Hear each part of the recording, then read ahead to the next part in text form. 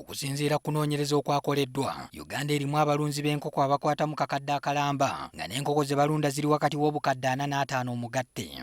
Ate okunoonyereza okwakolebwa ekitongole ky'ebibalo mu ggwanga mu 2018 kwalaga nti amagi agasoba mu bukadde 97 ge gabiikibwa mu ggwanga buli mwaka.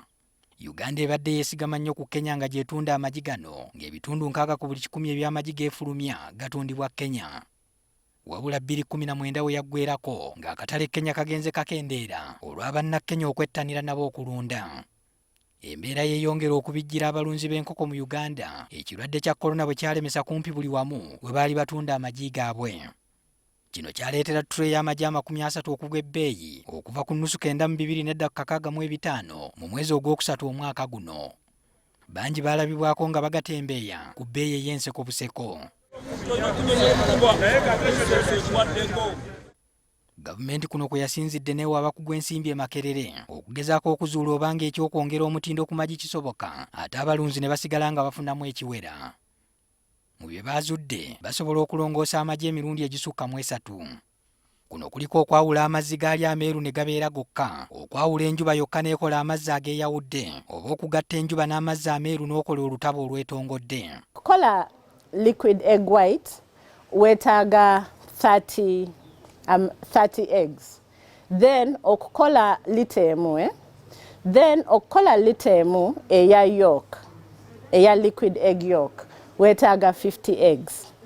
Then okukola lita emu eya liquid whole egg ejinga tolyawudde yolk ne liquid oli, awo weetaaga 20 eggs. Amazzi ag'enjawulo gano gonna gasobola okukolebwamu ebintu eby'enjawulo.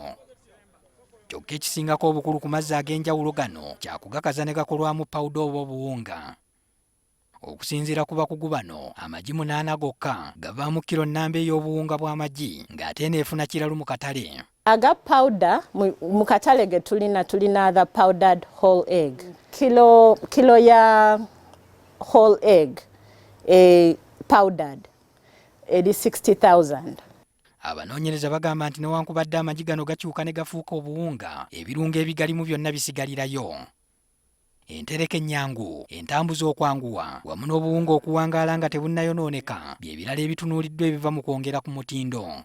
Ne ba farmers babeera sure nti nno balina akatale k'amagi, nti nno we tufuna bino ebintu nga covid oba ekintu kyonna ekirala bwe kitutuukako, nti nno amagi bbeeyi terina kugwa, mulina at least we gye mugatunda.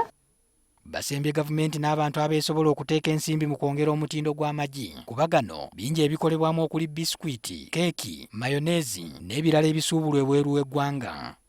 Patrick Ssenyondo, NTV Akawungeezi.